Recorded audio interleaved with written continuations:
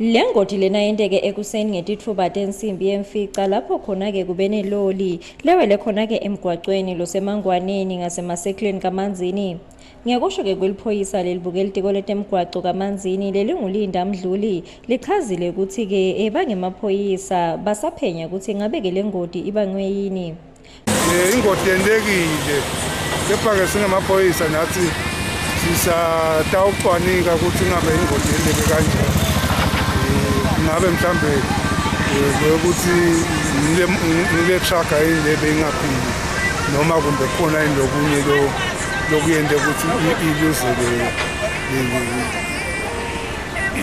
iluze lo mewukelo ukuze ukuthi ingakhona ukuthi iwujike ngalokufanele. Sibona kunekudla la ngemuva lokufaka ekhathe emarayisi, sibona nesive sesikhona emva kwakho seungathini icwayi sesivele. Kupayisa nje sivele nabakithi phela ukuthi bantu bangabothi nababone ukuthi ngoba phela sekunemthwalo losewuwile bese bantu sebathola lithuba lokuthi abona sekungulapho khona inkosi ibabone khona.